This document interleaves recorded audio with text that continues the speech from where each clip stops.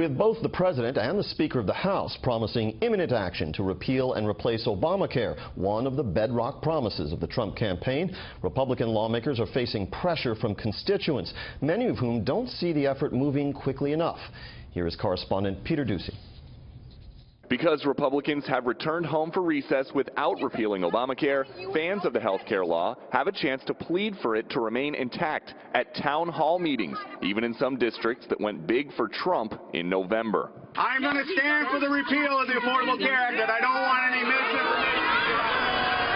And this weekend in Arizona, where Senator Jeff Flake didn't have a town hall scheduled, constituents set out to find him so he would hear them out. Where are you?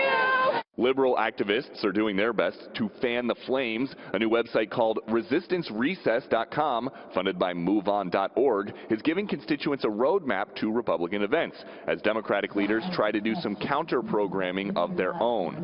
We're for the Affordable Care Act. On Saturday, the Republican president promised a Republican-backed replacement for Obamacare within weeks.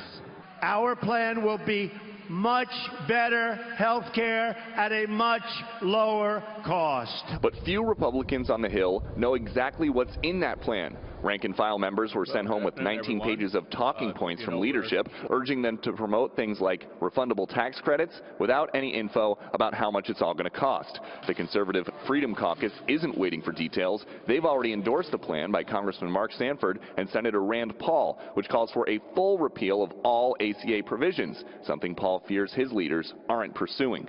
If you repeal part of Obamacare to get rid of the individual mandate but keep some of the ideas that people can still buy insurance after they're sick, the situation gets, extraordinarily worse. The lack of clarity has other Republicans wondering how the GOP is going to deliver on its top two campaign promises: replace Obamacare with something else and reform the tax system.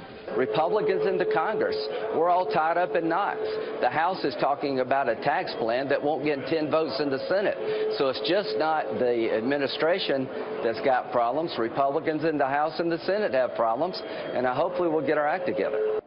The latest update we got from Speaker Ryan is that Republicans here are exactly on track with their 200-day plan, which includes repealing Obamacare. But as long as they're out of town for another week, it does seem like most of the attention is going to be on rowdy town halls and not the GOP's Obamacare replacement. James? A lonely Peter Doocy on Capitol Hill tonight. Peter, thank you.